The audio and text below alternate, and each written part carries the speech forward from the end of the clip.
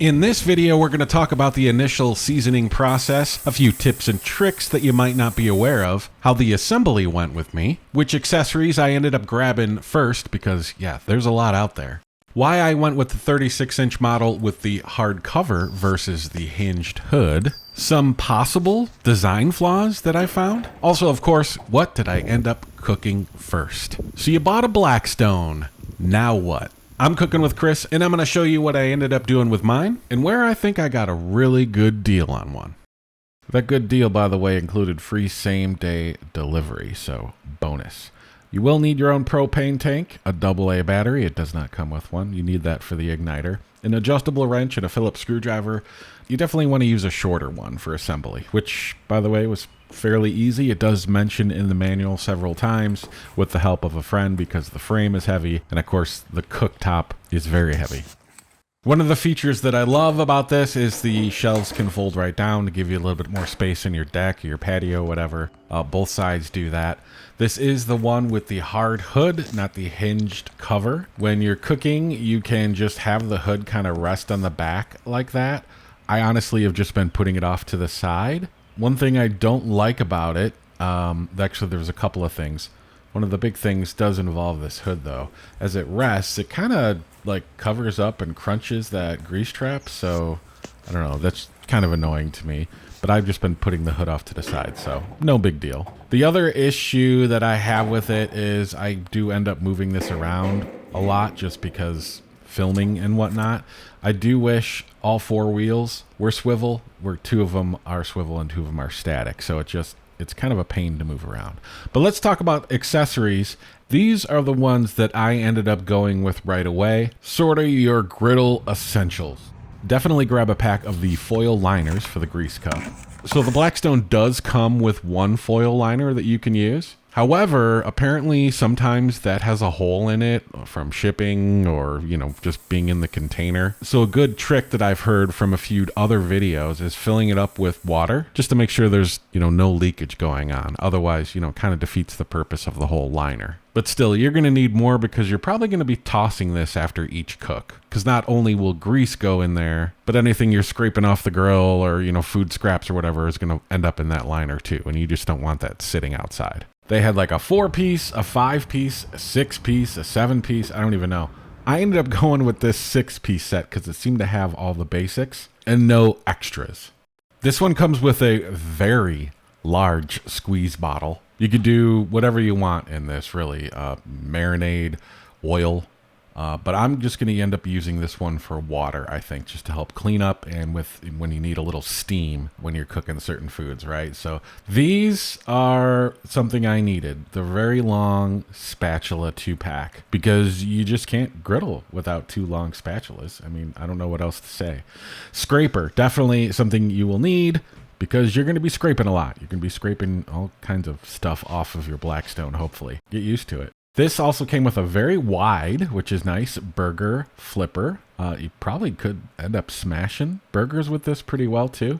So that is a nice tool to have. Tongs, which I think probably everybody has. It did come with some nice long tongs that lock. Make sure if you are like, I don't need tongs, make sure the ones you have aren't like silicone lined because you don't want to use that on the griddle. So a couple other things you might want to consider getting if you don't have already. A big serving platter, first of all, to put all your cooked food on. I ended up getting a couple more of quarter sheets. Actually, these are 1/8 sheet pans just because they're nice to put food on and stuff. Also went to the dollar store and got this little bin because it's just, convenient to kind of throw your paper towels in, your seasonings that you're going to use. I keep my surface temperature thermometer in there. Just happen to have some salt and pepper in there and 2 other Blackstone accessories. You probably don't need the Blackstone ones, but they do have the cleanup sponges you can buy. I ended up getting a pack of those. And also, what I'm going to end up using to season the Blackstone is the official Blackstone seasoning stuff.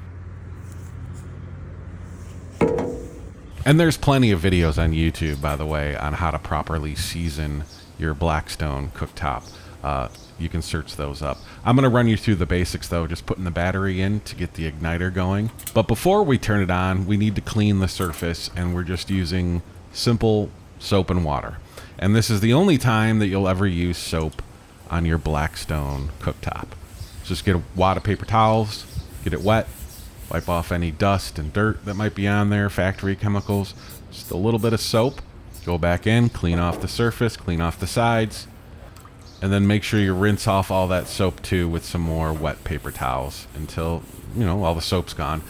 Then we can crank it to high and just let it sit. Probably a good 10 minutes. Once you start to see the color start to change, that's when you know you're probably good to go with the first round of seasoning. Now, seasoning the Blackstone does take a little bit of time. So if you're putting it together and then you're seasoning it and you want to cook that night, make sure you give yourself lots of time before you plan on, putting any food on there. But you have to do this step. It's very important.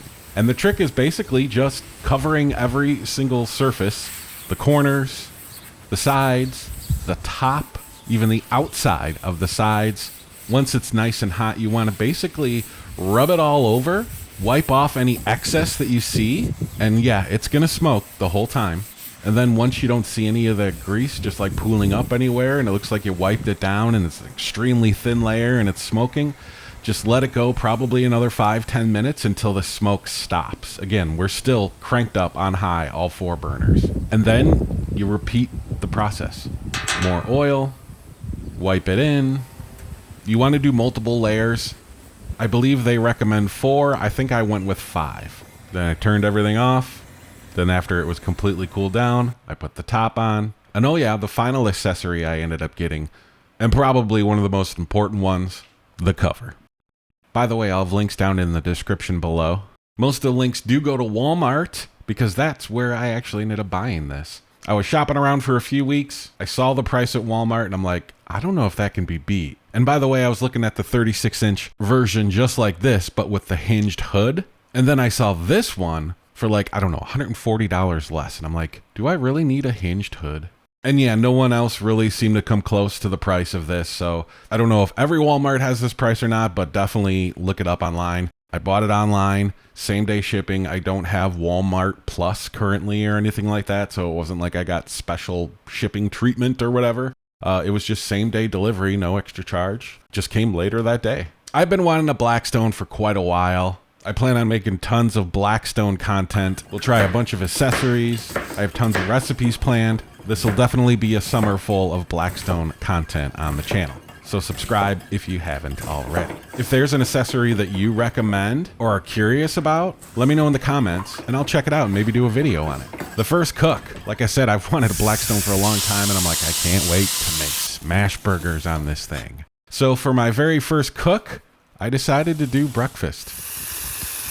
That's because I wanted a little bit of a challenge. I really wanted to see what this Blackstone could do. So I decided to cook like the biggest breakfast I could think of. A little light on the pancakes. I'll have a separate video for that if you want to see if it was a success or a complete failure and maybe what else I learned about the Blackstone and cooking on it for the very first time. I'm Cooking with Chris. I'll catch you on the next video.